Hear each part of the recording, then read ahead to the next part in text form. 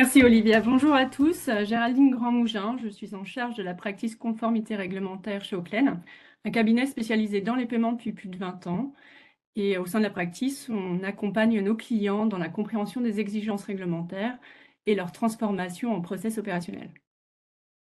Et bonjour à tout le monde, Gilles Das, je suis directeur produit chez Linkso et j'ai accompagné Linkso sur la mise en place de la DSP2. Donc ce sera l'occasion pour moi de vous présenter un petit peu la genèse peut-être de la DSP2. On va parler DSP3 et ASP. On va essayer de vous donner un angle un petit peu historique. En tout cas, moi, je vais essayer de vous donner un angle historique sur comment sont arrivés ces textes, comment sont arrivées ces réglementations et comment on l'a vécu de l'intérieur sur des acteurs qui sont directement impactés par le service fourni au travers de ces réglementations. Merci à tous les deux pour votre présentation. Juste un petit rappel des consignes pendant ce live. Alors, pour information, comme vous l'avez constaté, vos micros sont coupés, comme je vous l'ai dit un peu plus tôt, pour éviter les bruits parasites.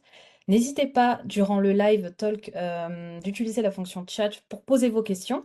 On y reviendra en fin de séance, pendant le moment de questions-réponses. Et pour rappel, ce live est enregistré. Voilà. Alors, nous allons pouvoir commencer ce live talk avec la première thématique. Donc, quels sont les enjeux et expériences liés aux réglementations DSP2 DSP3, ainsi que l'impact sur les fintechs aujourd'hui? Qui veut commencer? Du coup, moi, je vous propose de commencer par un petit historique. On va faire un petit peu l'histoire. Alors, je suis l'historien de l'open banking aujourd'hui, on va dire que comme ça. Il faut se recontextualiser, hein. 2007, Apple sort le premier iPhone. 2008, Apple sort la capacité à télécharger des applications sur son téléphone. C'est récent en fait, hein. Ça fait même pas une quinzaine d'années, ou tout juste une quinzaine d'années. On a l'habitude, on a tous nos smartphones avec nos applications bancaires, mais ce qu'il faut bien se rappeler, c'est qu'en 2008, on n'avait pas d'application bancaire dans le téléphone. Et le premier acteur qui a fourni un service d'application bancaire dans son téléphone, c'est Linkso en 2011, c'est-à-dire 4 ans après la sortie du premier iPhone ou 3 ans après la possibilité de mettre des applications dans le téléphone. Donc finalement, c'est relativement récent. Et donc Linkso, l'application, hein, l'application mobile qui existe toujours, que vous pouvez télécharger, c'est la première application bancaire. Donc le monde, il a évolué. Aujourd'hui, toutes les banques ont des applications bancaires de qualité, mais il faut recontextualiser. En 2011, si je veux pouvoir consulter mes comptes bancaires sur un téléphone, j'installe Linkso. Et Linkso va de fait récupérer les informations sur différentes banques en utilisant les sites bancaires. La DSP2, elle vient pour normaliser ce cadre. C'est-à-dire que, bon, je vous parle de la France, hein, mais on a des initiatives pareilles, on a des actions pareilles dans d'autres pays européens. Mais en tout cas, au travers différentes activités de différents acteurs en Europe, l'Europe dit il faut encadrer l'usage qui est fait derrière ces agrégateurs, c'est le cas Linkso, mais sur de l'initiation de paiement, on a des acteurs principalement aux Pays-Bas qui, sur les mêmes solutions que Linkso, va faire de ce qu'on appelle aujourd'hui l'initiation de paiement. Donc, avant la DSP2, les usages existaient, les usages sont pré-DSP2. Il faut bien se dire que ce n'est pas la DSP2 qui a inventé les cas d'usage, la DSP2, elle a encadré des cas d'usage existants. Et donc, la DSP2, 2019, la mise en place active, on va dire, ça a pris beaucoup plus longtemps si on prend le début des discussions. Mais depuis 2019, on a un cadre d'interaction entre les acteurs comme Linkso, qui sont des consommateurs de services qui viennent des établissements bancaires, et les établissements bancaires qui fournissent les comptes de paiement aux utilisateurs. On a un cadre qui définit des modalités, des règles du jeu en quelque sorte. Il y a deux grands services qui nous intéressent. Il y a l'accès au compte, donc c'est celui que j'ai présenté de Linkso historiquement. J'ai une vue sur l'ensemble de mes comptes bancaires et mes transactions. Et il y a un deuxième service, PIS, qui est l'initiation de paiement. C'est ce qu'on voyait au tout début, plutôt côté Pays-Bas, mais c'est la capacité à pouvoir réaliser un virement de compte à compte sans avoir à saisir mon IBAN, hein. Quelque part, c'est quand même ça la valeur. Donc la DSP2, elle dit, voilà, vous, établissement bancaire, vous, consommateur de ces services, vous avez la possibilité d'échanger des données, d'initier des paiements, et il y a des règles du jeu. Donc ça, c'est ce qu'on a mis en place depuis 2019. Et donc, ça définit, alors ça dépend des pays, mais en gros, ça définit un cadre et ça a conduit à la mise en place de solutions techniques, des API en l'occurrence, pour qu'on puisse accéder directement aux données. Derrière ça, il y a des mécanismes complexes, on ne va pas rentrer dans le détail de la technique, il y a des mécanismes complexes de fallback et d'exemption. Ça vient du fait que, historiquement, des acteurs comme nous utilisaient le site internet de la banque pour pouvoir récupérer des informations. Et avec la DSP2, les établissements bancaires ont mis en place des API, donc des solutions vraiment dédiées pour la récupération des données. Et donc, le fallback, c'est de dire, bah, je vais d'abord utiliser l'API et je ne veux utiliser la solution historique que si vraiment l'API ne fonctionne pas. Je peux me déco alors. L'expérience de Linkso Connect, du coup, c'est une migration. C'est-à-dire que pour continuer notre activité, il faut qu'on change la façon dont on travaille. Donc aujourd'hui, la DSP2, on l'a vécu comme de la conformité. Alors, on l'a vécu, nous, en tant que consommateurs. Hein, je ne représente pas les établissements bancaires aujourd'hui, eux aussi, ils l'ont vécu comme une mise en conformité. Mais la DSP2, ça n'a pas directement apporté de nouvelles activités à des acteurs historiques comme nous. Ça a apporté un cadre dans lequel il a fallu que l'on s'insère.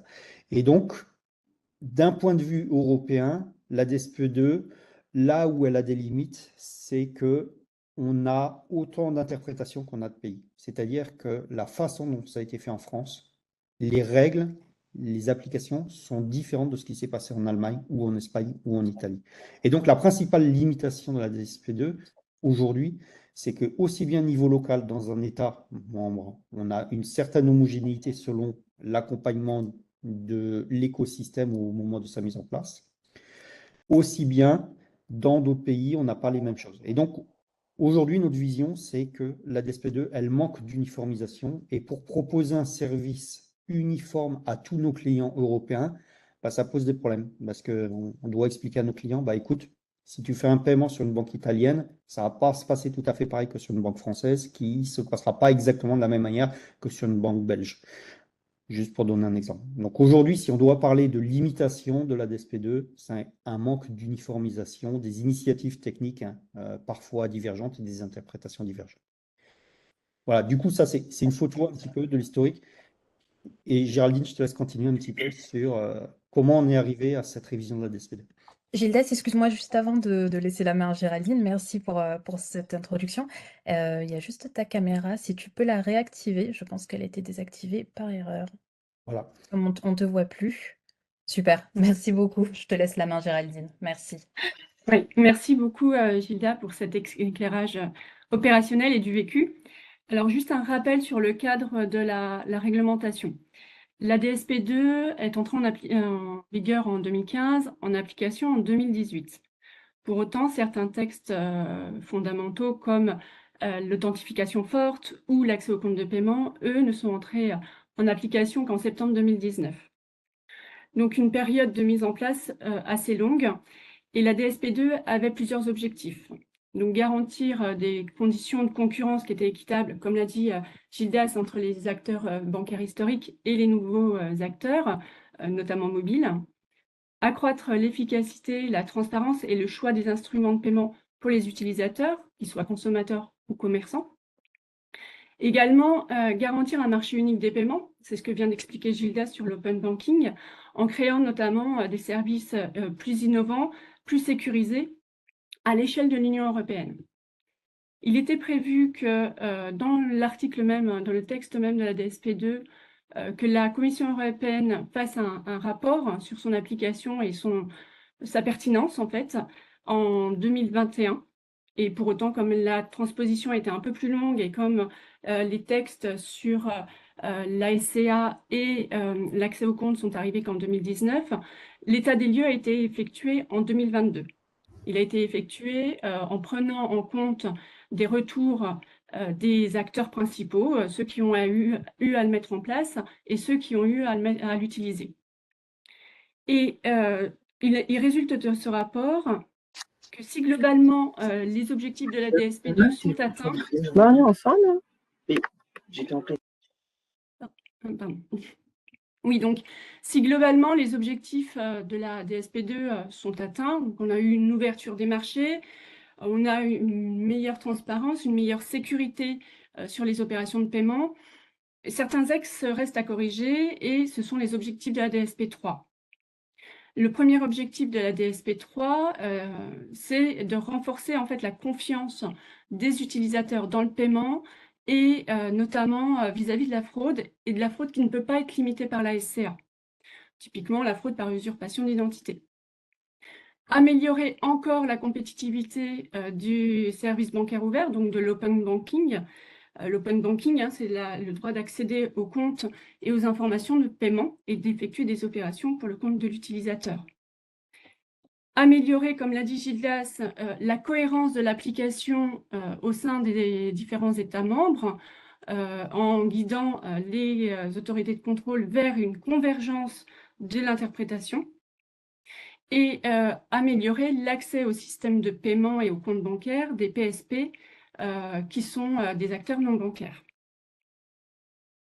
Donc la Commission européenne a publié en juin dernier 2 textes principaux sur le paiement. Le premier, donc, c'est une proposition de directive. Cette directive, elle vise, elle, à encadrer les modalités d'accès à la fourniture aux services de paiement et à la monnaie électronique. Elle fusionne donc la directive monnaie électronique qui existe à l'heure actuelle. Et donc l'objectif, c'est de bien définir et asseoir le cadre d'attribution des agréments ou des exemptions et de définir le cadre de la supervision par les autorités de contrôle européennes. En parallèle de ça, on a un règlement sur les services de paiement qui, lui, vient définir en fait les conditions de fourniture des services de paiement et qui réintègre globalement les RTS qui ont été publiés par la BE pour venir expliquer techniquement et fonctionnellement la mise en place des services de paiement. Donc, si on veut parler un petit peu calendrier, là, les textes sont en cours d'étude, en fait, d'analyse par les différents acteurs. On attend un texte définitif pour mi-2024. À quelques exceptions près, la directive et le règlement devraient entrer en vigueur en même temps, 18 mois après, enfin, entrant d'application 18 mois après leur entrée en vigueur.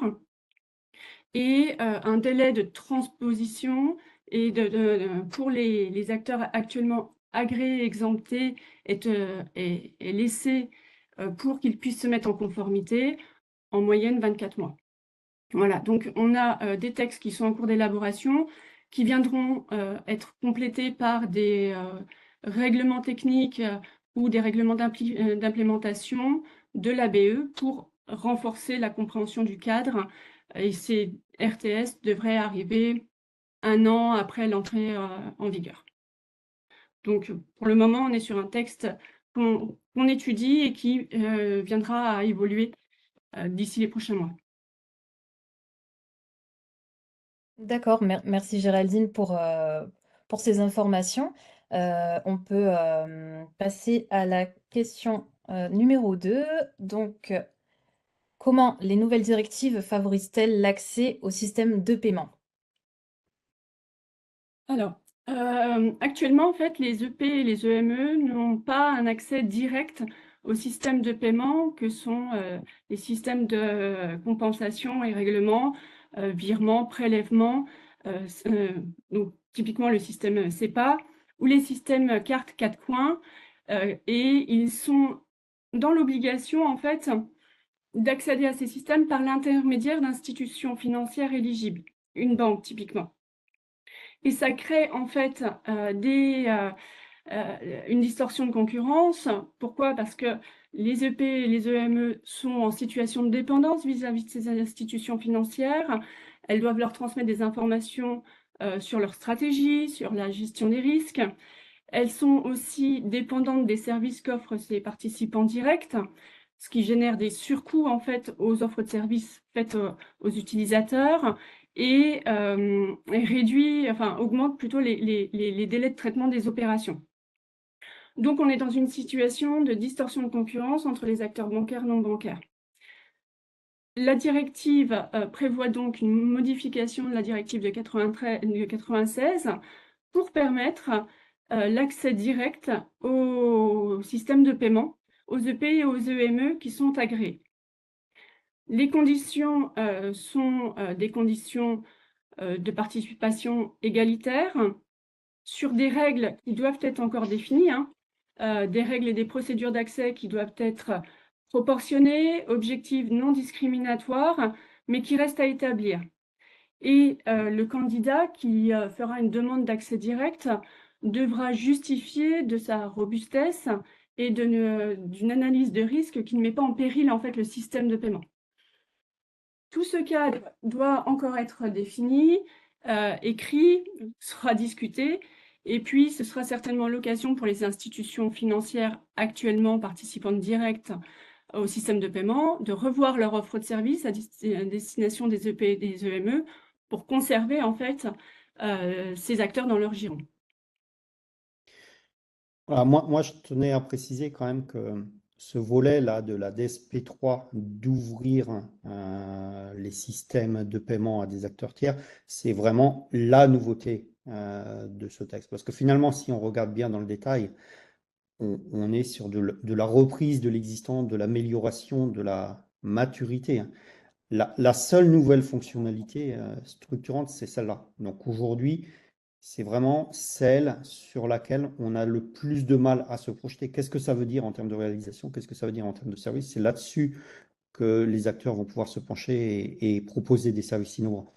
Parce que c'est fondamentalement nouveau et les règles restent à définir et donc charge à tout à chacun d'aller défendre ses intérêts et d'aller voir quels services ils peuvent définir. Donc, ça passe, quand on lit des synthèses un petit peu de ces nouveaux textes, ça passe un petit peu de manière transversale, un petit peu inconnue. Mais finalement, c'est la nouvelle la plus importante de ce nouveau texte. Enfin, ce qui change le plus, on ne sait pas encore si c'est ce qui changera fondamentalement les usages. En tout cas, en termes de texte, ce qui change le plus, c'est clairement cet accès au système de paiement. Merci Gilles pour ce complément d'information. Ça nous amène donc à la question numéro 3. Donc, quels sont les points d'amélioration du domaine de l'open banking? Oui, donc ce qu'on disait tout à l'heure, au travers de l'historique, c'est de dire que la plus grande difficulté, c'est le manque d'homogénéité, le manque d'uniformisation. Et donc, il y a tout un volet, je parlais d'amélioration juste avant, on sent qu'il y a un vrai travail qui a été fait dans ce texte. Déjà, ça a été évoqué par Géraldine, il y a eu beaucoup d'enquêtes, beaucoup d'interactions entre les régulateurs, les différents acteurs, qu'ils soient bancaires, qu'ils soient TPP, donc c'est les consommateurs de services de paiement comme Linkso. Beaucoup d'interactions pour comprendre c'est quoi vos satisfactions, c'est quoi vos difficultés, c'est quoi vos frustrations sur la mise en place de la DSP2. Et quand on a participé à ces enquêtes, comme Linkso l'a fait, et qu'on lit la proposition de règlement, on se voit que ça n'a pas été vain, on n'a pas perdu notre temps, puisque les difficultés que l'on a énoncées, et donc l'ensemble des acteurs, j'imagine, en tout cas nous de manière concrète, les difficultés qu'on a énoncées, on voit qu'il y a des propositions ou des tentatives pour essayer de fluidifier des choses. Pardon. Et si on se concentre par exemple sur le domaine du paiement, parce que c'est quand même, on le sait tous, je suis un e-commerçant, ma volonté profonde, et Amazon le montre bien avec son paiement en un clic historique, mais ma volonté profonde, c'est d'avoir un parcours de paiement le plus court, le plus rapide, le plus fluide possible. C'est fondamental. Et aujourd'hui, ce qu'on voit, c'est sur la mise en place de l'initiation de paiement, selon les pays, on a vraiment des éléments qui ressemblent, qui créent de la friction. Par exemple, dans certains pays, ce n'est pas le cas en France, mais dans certains pays, il faut que celui qui souhaite initier un paiement, il saisisse manuellement son IBAN. Je vous mets au défi, je ne sais pas qui autour de la table virtuelle connaît son IBAN par cœur. Mais il y a des pays où c'est le cas. Voilà, la proposition de texte, elle clarifie ça en disant non, je suis désolé, on ne va pas demander à quelqu'un de saisir son IBAN alors que vous connaissez déjà l'IBAN pour initier le paiement. C'est pas acceptable. Ou alors, il y a des acteurs qui mettent dans un parcours de paiement plusieurs, on a évoqué tout à l'heure le terme SCA, la SCA, c'est l'authentification forte. Vous savez, cette fameuse authentification où il y a le téléphone qui se réveille, qui demande de valider l'accord. Bah, il y a des acteurs, et encore, pareil, là, c'est pas forcément au niveau français, hein, qu'on voit ça le plus, mais il y a des acteurs qui, dans le parcours, vont demander plusieurs fois, dans un parcours de paiement simple, hein, qui vont demander plusieurs fois à l'utilisateur de faire une authentification forte. Vous n'avez pas ça quand vous utilisez votre carte. Quand vous utilisez votre carte, vous avez une authentification forte. C'est ce qui s'appelle le 3D Secure, justement. Bah là, pareil, le règlement, le nouveau, la proposition de règlement clarifie ça. Donc ça c'est sur le volet friction qui est créé de manière non homogène. Et il y a un autre volet, c'est ce qu'on cherche à faire autour des services, principalement d'initiation de paiement. Ce qu'on cherche à faire, c'est à en faire pas seulement un moyen de payer, comme on dit, mais aussi un moyen de paiement. Derrière, on est d'accord, hein, derrière l'initiation de paiement, ce qu'on fait, c'est du SCT ou du SCT Inst, c'est ça les vrais instruments de paiement. Néanmoins, ce que l'on cherche à faire, c'est de répondre à des cas marchands où on veut fournir une expérience utilisateur qui permet de payer de manière fluide et de couvrir différents scénarios. Aujourd'hui, ce qu'on a, puisque la DSP2, la façon dont elle était écrite, c'était de dire, bah voilà, vous devez fournir des solutions de paiement équivalentes à ce que vous fournissez à vos utilisateurs via leur interface directe. Et tout le monde n'est pas égal sur ces fonctionnalités. Donc, on n'est pas capable de fournir une solution de paiement qui permet de faire du paiement unitaire, du paiement différé, du paiement par lot, etc. La proposition de texte, le règlement là, dont on parle aujourd'hui, il clarifie ça en disant, bah voilà, vous devez couvrir ces cas d'usage. Il évoque aussi le fait que il doit être possible à l'initiateur de paiement de récupérer l'identifiant de compte et le nom du titulaire pour pouvoir, enfin ça c'est des demandes des initiateurs de paiement, pour pouvoir gérer du risque, tout simplement, pour pouvoir calculer de la vélocité d'acteurs sur du paiement, identifier alors le risque au sens lutte anti-blanchiment ou risque au sens refus de paiement ou rejet de paiement. Donc, on a un ensemble de points qui sont des améliorations de l'existant. D'ailleurs, hein, vous pouvez, si vous êtes curieux, vous pouvez aller sur le site de l'EBA. L'EBA a publié à peu près tous les ans une synthèse des points de divergence qu'il peut y avoir sur la place, hein, autour de l'interprétation de la DSP2 en donnant sa position. Donc, c'est les fameuses Q&A de l'EBA. Mais dans l'histoire de la mise en place de la DSP2, ils avaient fait 2 synthèses où ils reprennent des points. Et étonnamment, c'est pas parce que l'EBA s'est positionné sur un certain nombre de points que c'est appliqué par les établissements de la DSP2. Et donc, le texte dont on parle aujourd'hui, finalement, il vient clarifier des positions pour certaines, hein, des positions qui ont déjà été prises par l'EBA. Ça a été clarifié dans le texte. Et typiquement, je vous donne certains instruments. Donc voilà, qu'est-ce qu'apporte ce nouveau texte? C'est ça, c'est plus de cohérence, important, fondamental, puisque comme on l'a dit, il y a deux aspects, il y a un règlement et une directive. C'était qu'une directive, hein, la DSP2.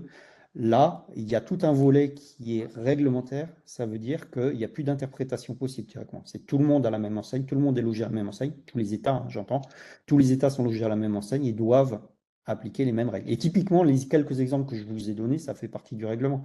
De dire, je dois supporter le paiement par lot, je dois retourner l'identifiant du compte, le nom du payeur. Tout ça, ça doit être appliqué uniformément. Voilà pour la partie homogénéité, cohérence, friction. Et puis, je laisse la main à Géraldine sur le reste des améliorations.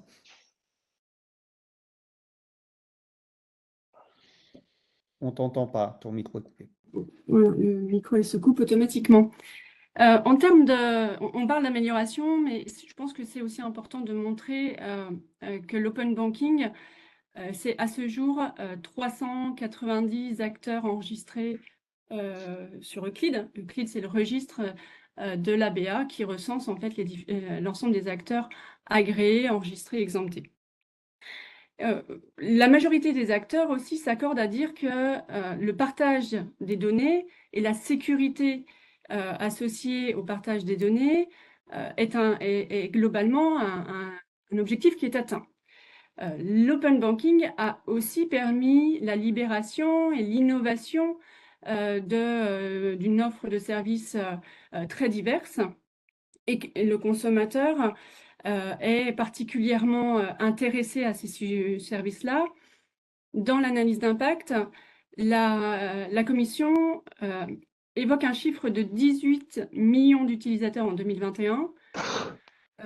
On serait à près de 64 millions d'ici 2024. Donc, effectivement, il y a des améliorations à apporter à l'open banking, mais l'objectif est néanmoins atteint et la satisfaction des clients globalement là. En termes d'amélioration, donc comme l'a dit Gilda, le sujet de l'API et de l'accès au compte du client est le point de friction principal.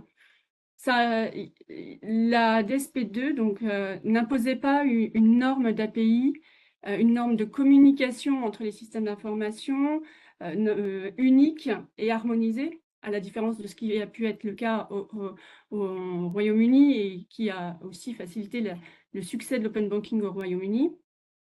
En Europe, on a eu des initiatives de normes de marché, le Berlin Group, STET, mais avec des interprétations et des applications divergentes, comme le disait tout à l'heure Gilda.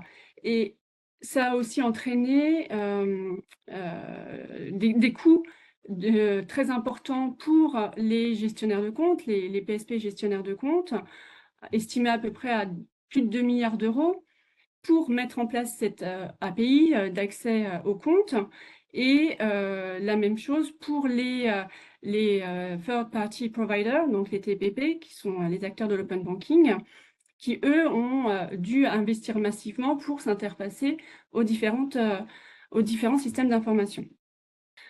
Et pour autant, beaucoup d'investissements et des interfaces qui ne sont pas toujours au niveau des attentes en termes de contenu d'information, de fiabilité, et qui conduisent en définitive les TPP, les third-party providers, à se connecter aux interfaces du client, ce qui sature les systèmes d'information des établissements gestionnaires de compte. Donc, cette difficulté-là était l'une des principales rencontrées par les acteurs qui ont dû mettre en place l'open banking. Géraldine, au niveau du RSP, donc le projet de règlement pour le service des paiements, est-ce qu'il ne corrigerait pas ce problème? Pardon. Alors, non. Le RSP n'impose toujours pas une norme d'API unique et c'est plutôt souhaitable puisque les investissements, comme je l'ai dit, ont été réalisés. Ça générerait de nouveaux coûts pour les différents acteurs de devoir répondre à une norme unique et ça décalerait certainement la mise en place et ça dégradera à nouveau le service. Là, ce qui est imposé, c'est que les gestionnaires de compte fournissent une interface dédiée et qui soit à niveau paritaire avec l'interface client. Donc, quand on dit paritaire, c'est avoir le même niveau de données, le même contenu, la même performance et la même disponibilité. C'était déjà le cas dans les RTS de la BA. Il est exigé un niveau de transparence et de communication régulière de la part des gestionnaires de compte sur la qualité de service fournie par ces API. Et on devrait donc avoir une interface dédiée pour les acteurs open banking, les TPP, une interface client. Et le texte prévoit que les gestionnaires de compte ne sont plus tenus d'avoir une interface de secours. Il y a des discussions qui sont en cours puisque en cas d'indisponibilité de l'interface dédiée, nouveauté également du texte, le TPP peut aller auprès de son autorité de contrôle pour demander la mise à disposition d'une interface de secours, en tout cas d'un moyen de secours pour continuer d'accéder au compte. Donc, des clarifications sur cette partie-là doivent être apportées dans le texte de la proposition de règlement.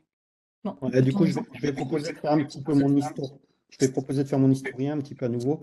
En fait, contrairement à une croyance répandue, la DSP2 n'impose pas à mettre en place des API, pas du tout.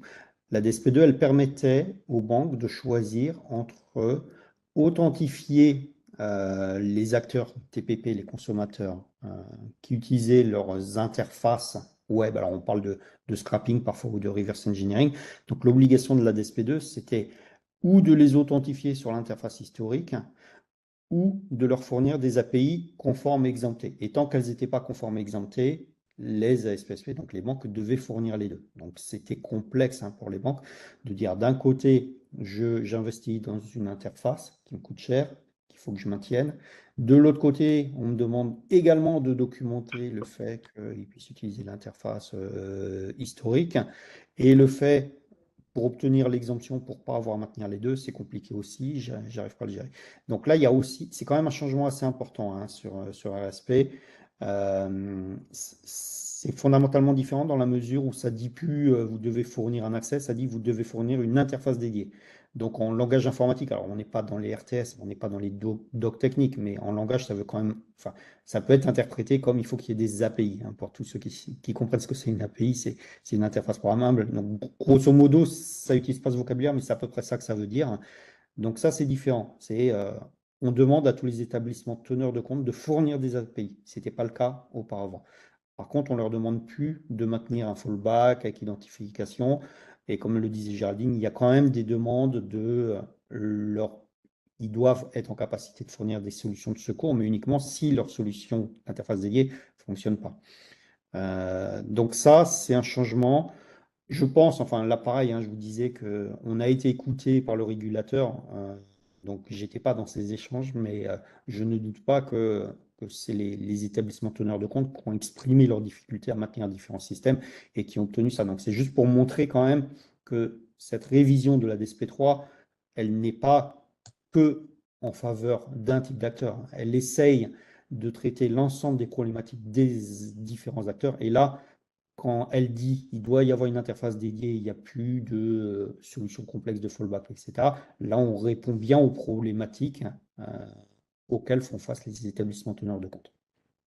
D'accord, merci Gilles pour ce complément. Donc, on peut dire que les objectifs non atteints en open banking de la DSP2 tendent à être corrigés. Ah, Géraldine, on ne t'entend pas.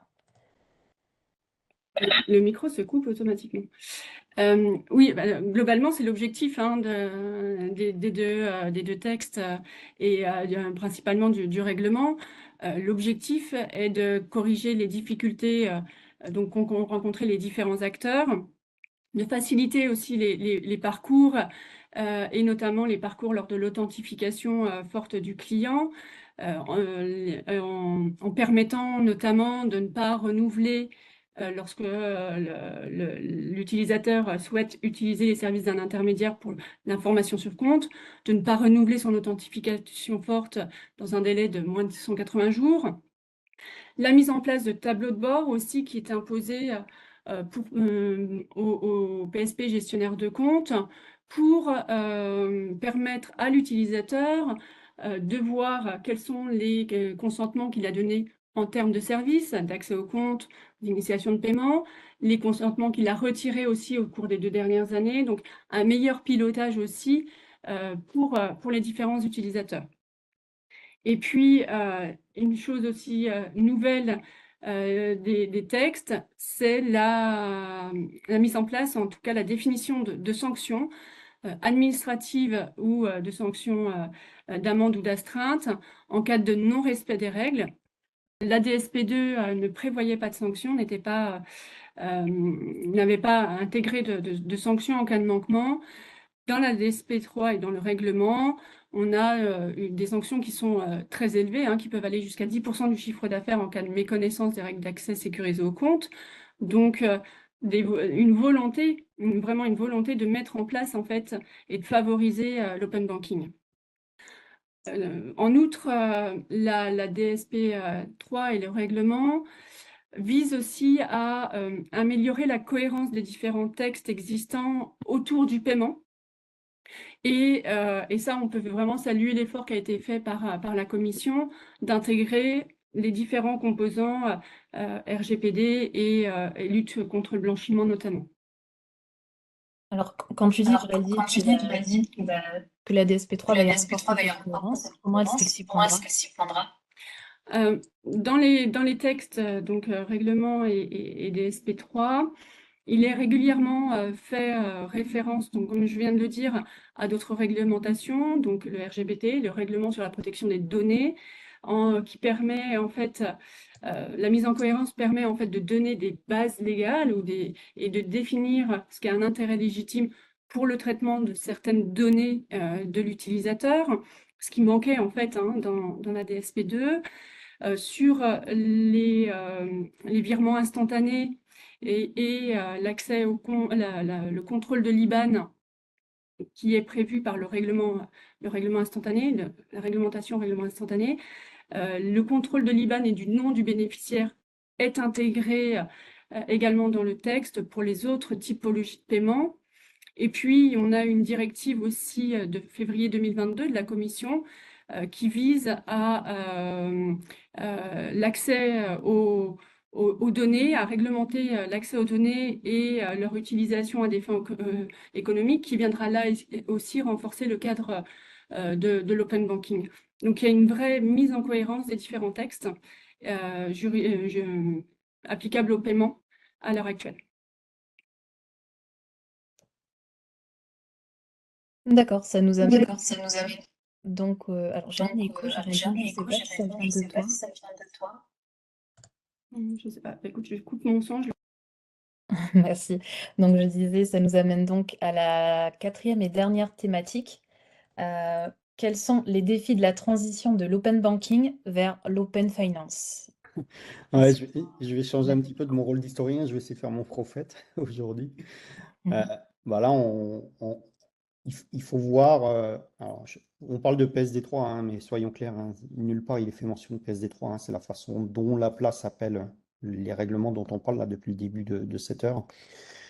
Mais c'est pas venu tout seul en fait. Ces règlements, ils sont venus avec un autre texte qui s'appelle FINA pour Financial Information Data Access. Et donc, quand on parle d'open finance, on parle de FIDA. Alors, je vais vous expliquer ce que c'est un peu FIDA. L'histoire, c'est un éternel recommencement. En introduction, je vous avais dit, Linkso, en 2011, on faisait déjà de l'agrégation bancaire pour que vous ayez vos comptes dans votre application. Linkso, en 2023, on fait déjà de l'agrégation de données financières, c'est-à-dire des comptes de crédit, des comptes d'épargne, tout ce qui est votre patrimoine, vos actifs financiers numériques. Alors, pour l'intégrer dans l'application Linkso, si vous êtes utilisateur de l'application Linkso, vous l'avez peut-être vu, hein, vous avez accès à vos comptes d'épargne, mais aussi pour fournir des services innovants de conseils financiers. Principalement aujourd'hui, c'est principalement les réseaux de conseils financiers qui cherchent à avoir plus d'informations. Donc finalement, la DSP3 est arrivée dans un package global en disant on ne vient pas tout seul. Dans DSP, il y a le pays voulait dire payment. Hein, c'était les grands débats de la DSP2 de dire mais en fait, quel compte on couvre? Ah non, on couvre que les comptes de paiement, donc je ne te donne pas tes assurances vie, je ne te donne pas tes crédits, etc. Donc sur la place, en tout cas, ça a fait couler beaucoup d'encre. On a passé beaucoup de temps, beaucoup de réunions à discuter de ce sujet. Et c'est pour ça que, quelque part, le package, il intègre une révision de la DSP2, celle dont on vient de parler, mais à côté, il intègre une extension du scope pour rationaliser l'autre usage que l'on a déjà pris un petit peu, qu'on a déjà avancé et que l'on parcourt déjà. Donc c'est pour ça que je disais, l'histoire est un éternel recommencement, puisque on disait des acteurs comme Linkso font de l'agrégation de comptes de paiement et c'est rationalisé autour de la DSP2. Des acteurs font de l'agrégation de comptes d'épargne et là, le texte, il vient pour encadrer ça. Et la façon dont ce texte est construit et la solution est construite, c'est assez différent de la DSP2 et de sa révision DSP3 sous plusieurs axes. En tout cas, il y en a un qui est intéressant. On ne va pas parler de FIDA là, sur les minutes qui restent, hein, ce n'est pas le but de l'échange. Mais on voit bien que ce règlement, il vise à couvrir un petit peu le même scope que la DSP2, mais sur le contour qui n'est pas couvert par la DSP2, mais il s'y prend différemment. Plutôt que de dire il faut laisser chaque acteur fournir un moyen d'accéder à ces données, FIDA, il dit les acteurs, vous devez vous mettre d'accord pour définir des standards techniques pour partager vos données. Bon, il y a plein de questions, je ne vais pas rentrer dans les débats, il y a énormément de discussions pour l'interprétation de ce texte, donc il ne faut pas aller dans le zoom. En tout cas, la façon dont il présente le sujet est fondamentalement différente, y compris de la révision de la DSP2, en disant vous devez définir des initiatives de place Alors, on ne sait pas quelle place, est-ce que c'est place géographique, est-ce que c'est place de catégorie d'assets ou autre. Et surtout, l'ensemble des membres doivent être représentés de manière équitable, c'est-à-dire et les consommateurs des services et les producteurs des services doivent avoir participé à la définition. Et finalement, si on regarde la DSP2, tout à l'heure, on parlait d'open banking, de STET et d'autres initiatives, il y en a d'autres dans les pays de l'Est. Le point commun entre toutes les initiatives, hormis l'Angleterre, le point commun entre toutes les initiatives d'open banking DSP2, c'est qu'elles sont à l'initiative des fournisseurs des données, donc des établissements teneurs de compte. Les consommateurs de ces données, ils n'ont pas participé au financement, ils n'ont pas participé à la définition de ces API, ou juste en consultation très tard. FIDA dit il faut changer ça. Ce que j'attends, c'est que dans le domaine de l'open finance, vous parliez et vous définissiez et vous ayez une représentativité équivalente. Donc, c'est quand même assez intéressant de voir, on a présenté un peu aujourd'hui les deux volets de la DSP2, c'est de dire, il y a eu la première étape et je vous ai refait l'historique en vous disant, voilà, on y accédait déjà avec des technologies scrapping, reverse engineering, l'API n'était pas obligatoire. Maintenant, quelque part, la DSP3, elle impose l'API. Et finalement, FIDA, ça sort en même temps que la DSP3, mais en fait, on ne peut pas le mettre au même niveau. On le voit presque comme un étage supplémentaire parce que la façon dont il traite le problème est différente. Donc, voilà, on aura encore l'occasion de faire quelques tables rondes et on pourra discuter du sujet parce que on pense qu'on a encore pas mal de temps devant nous avant que ça converge. En tout cas, c'est quand même intéressant de voir la dynamique qui a été prise, que finalement, on fait des itérations, on parle beaucoup d'agilité dans la société informatique pour les gens qui travaillent dans l'informatique. Là, on est en plein dedans, c'est-à-dire qu'à chaque fois, on dit, voilà, je fais une boucle de rétroaction sur ce que j'ai fait à l'étape d'avant, la DSP2, puis la DSP3. Je regarde ce qui s'est bien passé, ce qui s'est pas bien passé, et j'essaie d'améliorer. Donc moi, aujourd'hui, c'est à ça que ça me fait penser, la migration vers l'open finance. On est vraiment dans de l'amélioration continue. Et donc, on retrouve des écueils, c'est-à-dire que aussi bien maintenant l'open banking, sur l'agrégation, sur l'accès au compte, sur l'initiation de paiement, les gens, aujourd'hui, ils ont compris quelles étaient la valeur, quels étaient les cas d'usage. Et le débat, il vient plus comme c'était au début de la DSP2. Au début de la DSP2, ouais, mais on se posait des questions. C'est quoi la valeur? Pourquoi on fait ça? À quoi ça va servir? Il n'y a plus trop le débat là-dessus. Par contre, le débat, il arrive sur FIDA, sur Open Finance. Oui, mais à quoi ça sert? Qu'est-ce que je vais en faire? Qu'est-ce que ça va me porter comme valeur? Et finalement, enfin, je vous le disais en introduction, nous, on a déjà quelques projets chez Linkso, on a des clients qui travaillent, je vous ai dit, c'est principalement sur les conseils financiers.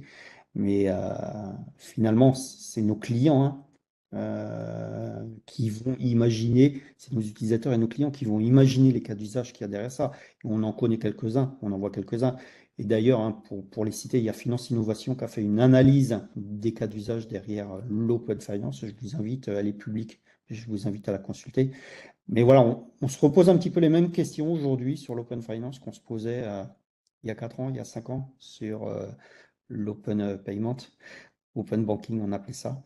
Donc c'est intéressant de voir le cycle parfois un petit peu perpétuel. Voilà un petit peu la vision sur l'open finance et donc ça ouvre tout un tas d'opportunités et on va en avoir encore des discussions. Géraldine, peut-être aussi un mot sur le sujet? Oui, peut-être open finance, qu'est-ce qu'on entend derrière? En fait, c'est l'accès aux données financières de l'utilisateur. C'est les données financières, donc c'est comptes d'épargne, comptes d'investissement, les produits de retraite collective et individuelle, les produits d'assurance IARD et de prévoyance. L'objectif est là, non pas de passer des opérations, mais d'avoir une information, une consultation, ce qui est aussi la différence avec l'open banking. Et comme l'a dit Gilda, on essaye de tirer les enseignements de la DSP2 pour servir à l'open finance. Donc, on n'a pas de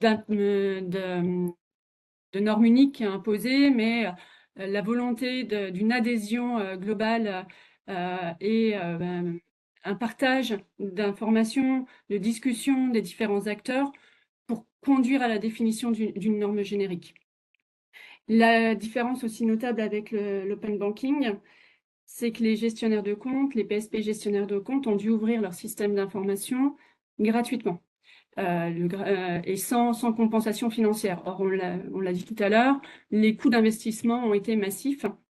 Là, dans le cadre de FIDA, la commission prévoit en fait une compensation au bénéfice des détenteurs de données, une compensation raisonnable, mais qui devra être définie. Et je pense que c'est aussi un point qui est notable sur le sujet. Donc, est-ce que ça veut dire que si un client fait la demande, les acteurs vont permettre l'accès à l'ensemble des informations financières? Alors, oui, l'objectif, toujours, dès lors qu'il y a un consentement du propriétaire de la donnée, de l'utilisateur, l'accès doit être fourni. Par contre, ce n'est pas toutes les données financières, notamment tout ce qui va être données de santé, ne vont pas être accessibles. L'objectif, et c'est un vrai risque qui est surveillé par la Commission, c'est d'éviter le risque d'exclusion financière.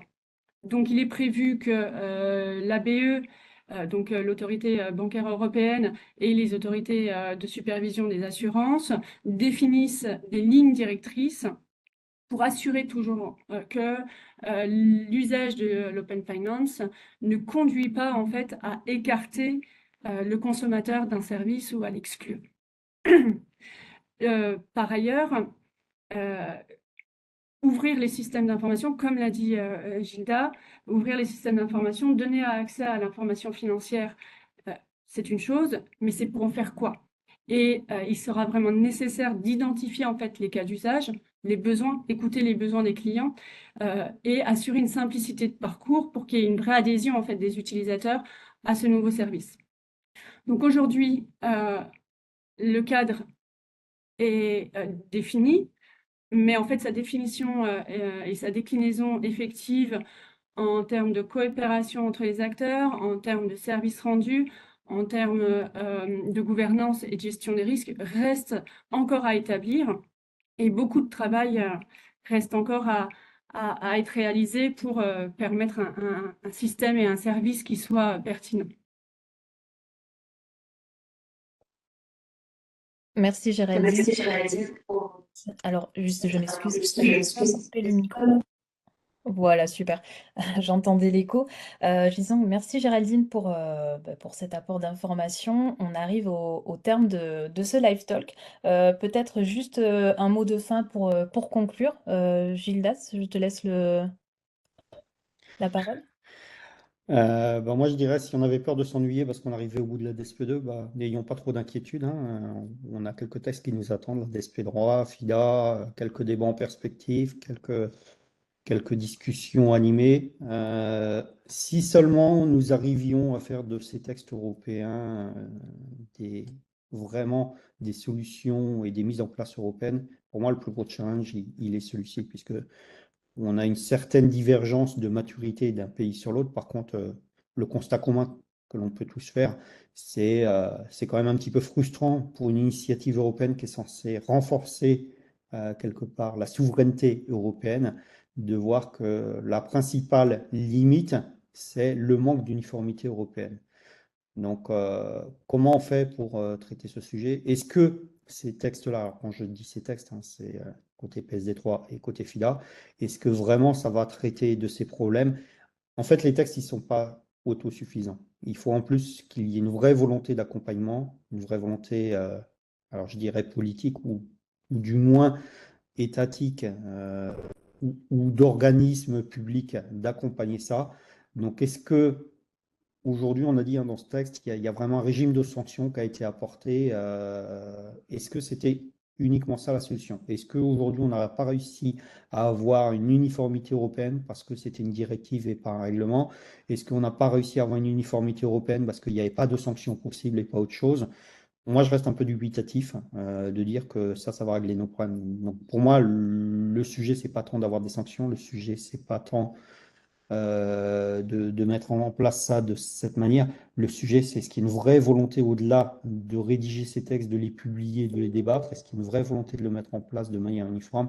Et là-dessus, tant qu'il n'y aura pas une gouvernance, comme on le voit par exemple en Angleterre, hein, ils ont réussi, enfin ça a été assez dynamique, open banking, parce qu'il y avait une gouvernance là-dessus. Et là, clairement, au travers de ces textes, on voit bien que l'Europe ne veut pas, ne souhaite pas, n'a pas mis en place de gouvernance de ce type-là. Donc, sans une gouvernance de ce type-là, et on comprend, c'est compliqué, ça pose plein d'autres questions, plein de problématiques, mais quelles sont les vraies propositions qui sont faites, qui vont être mises en place, qui vont permettre de contrer ces difficultés. Voilà, pour moi, ça reste la grande inconnue. Et donc, je suis très curieux de voir comment ça va évoluer. Mais la gouvernance et la CPR, non, du coup?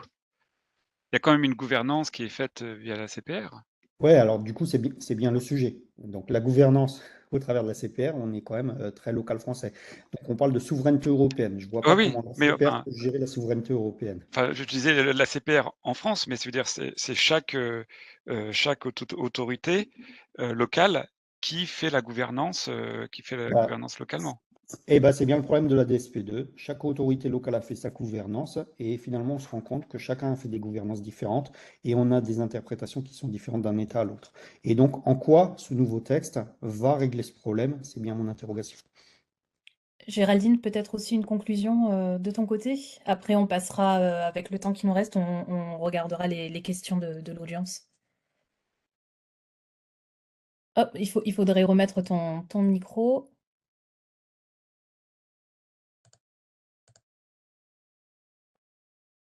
Voilà, ça y est. Donc, je rejoins complètement Gilda sur les ambitions et la nécessité de gouvernance, de cohérence et de collaboration en fait des différents acteurs, y compris des autorités de contrôle. Et effectivement, les cadres sont définis. Il reste encore beaucoup de travail d'ici une application effective. Et on attend également des retours des différents acteurs sur ces textes et sur ces propositions. On est sur, encore une fois, un stade de proposition. La semaine dernière, le Haut Comité juridique de la place financière de Paris a publié en fait son retour et ses remarques. Il sera intéressant de voir les évolutions entre le texte actuel et le texte définitif. Et encore une fois, ce texte viendra être complété par les normes techniques et les normes d'implémentation de l'ABE. Donc, voilà, on aura une vision plus globale dans les prochains mois, voire les prochaines années. D'accord, merci à tous pour les conclusions. On va passer aux questions. Nous avons une question de Ludovic qui est intervenu là il y a quelques instants, qui demande est-ce que le SPAA n'est finalement pas la plus grande opportunité de développement pour les PSP et les AISP? Ouais, exactement. Le SPA, quelque part, c'est une définition d'un standard. Donc, en fait, ça se met un peu au niveau de ce qu'a fait Berlin Group ou STET. Alors, on n'est peut-être pas dans la définition technique, mais on est dans la définition fonctionnelle. Donc, ce pourrait être une réponse. Je disais FIDA, l'organisation, donc FIDA, c'est le framework Open Finance. L'organisation dit vous devez vous parler entre vous et trouver un accord. Donc, finalement, c'est ce qui a été mis en place dans SPA. Mais ce n'est pas demandé ça pour la PSD3. Néanmoins, est-ce qu'il ne faut pas en passer par là et de dire c'est le SPA qu'il faut faire mûrir et qui peut être utilisé pour la PSD2 et demain l'Open Finance? C'est peut-être une opportunité. Voilà. Est-ce que les acteurs qui travaillent sur le SPA vont réussir à converger et aller dans cette direction? Bah, peut-être. En tout cas, c'est en effet, je réponds de manière positive à la question. En effet, ça peut être une solution. Mais si je comprends bien le commentaire à la question précédente, c'est le SPA plus une gouvernance qui serait la meilleure solution. Parce que Bah, la gouvernance, elle n'existe pas. Il n'y a pas de volonté, il n'y a pas de volonté de l'organisation européenne de créer une gouvernance. comme le BIE. Ouais, exactement. Alors, je me permets, il y a aussi une question de Sophie, en tout début de live, qui demandait quelle est la définition exacte, s'il vous plaît, de l'open banking. Est-ce que vous pouvez le rappeler? Bon, L'open banking, c'est permettre l'accès au compte de paiement d'un utilisateur par un tiers qui n'est pas le prestataire gestionnaire de compte. Donc, c'est l'accès au compte de paiement pour fournir des services d'information et d'initiation de paiement. D'accord, merci beaucoup Géraldine pour la réponse. On a une autre question de Thomas. Pourquoi l'accès au système de paiement est un grand changement qui va impacter Linkso? Vous devez toujours passer par un PSP teneur de compte. Gilda. bah, en fait, c'est pas Thomas qui pose la question, je crois pas. En tout cas, c'est Thomas qui répondait en disant que c'est pas un impact pour Linkso, hein. La façon dont je l'évoquais tout à l'heure, c'est de dire c'est le plus grand changement pour moi fonctionnel de la DSP3. Je disais pas que ça avait forcément un impact pour Linkso, c'est un impact pour d'autres acteurs. C'est d'autres acteurs qui ne font pas tout à fait notre métier d'ailleurs, qui ont poussé pour ces sujets. Donc c'était pas au sens l'impact pour Linkso. D'accord. Et nous avons une question de Julien. Quelles sont les formes de rémunération pour les établissements teneurs de compte par rapport à la mise en place des API pour les TPP? Est-ce qu'il y a un cadre dessus? Alors, bah là aussi, il y a une différence entre PSD3, ça change rien, la PSD2, c'est toujours pareil, c'est-à-dire il n'y a pas de contrepartie. Alors, il y a des petites subtilités, hein, c'est sauf s'il y a des services à valeur ajoutée et uniquement sur la partie services à valeur ajoutée, donc en dehors du scope minimal, mais par défaut, il n'y a pas de contrepartie. Et là, FIDA est assez différent. C'est pour ça que je vous dis, FIDA, c'est quand même surprenant parce que quand on regarde dans le fond, FIDA, il semble adresser pas mal des écueils de PSD2 et PSD3. FIDA, pour le coup, lui dit clairement que bon, il y a des conditions, hein, il faut qu'il y ait un scheme, etc. Enfin, que l'établissement teneur de compte adhère à un scheme et respecte ce scheme. Mais à partir de ce moment-là, il peut facturer. Ah bon, je ne suis pas juriste, hein, je ne vais pas aller dans le détail des mots, donc je fais attention sur les mots que j'utilise, mais attention, hein, ne me prêtez pas de fausses intentions. Mais en tout cas, grosso modo, FIDA dit que oui, il doit y avoir une compensation. Il parle de compensation qui doit être équitable par rapport à l'investissement. Donc voilà, PSD3, ça ne va rien changer là-dessus. Par contre, c'est FIDA qui apportera quelque chose. Merci Gildas. Alors le temps est presque terminé. Je vais en profiter pour prendre peut-être une dernière question de Anne. Donc elle nous dit bonjour, peut-être faudrait-il, une gouvernance privée et non publique. Je ne sais pas qui veut qui veut prendre la main sur la réponse. Ouais, bah, c'est peut-être une solution et c'est peut-être à nous de prendre notre destin en main, hein. Peut-être mon mot de la fin, hein, c'est nous, TPP, enfin, excusez-moi pour les acronymes, mais nous, consommateurs de services, fournisseurs, mettons-nous autour d'une table, discutons ensemble et essayons de définir une gouvernance entre nous. Mais aujourd'hui, on n'en est pas là encore. Et puis quand je dis ça, c'est pas au niveau local qu'il faut le faire, c'est au niveau global. Euh, donc oui, idéalement, c'est ça qu'il faudrait. Quelque part, il faut encore que tous les acteurs aient envie qu'on aille dans cette direction. Et aujourd'hui, c'est pas aujourd'hui, le secteur privé ne cherche pas à aller dans ce sens-là, mais la FIDA, clairement pousse en ce sens.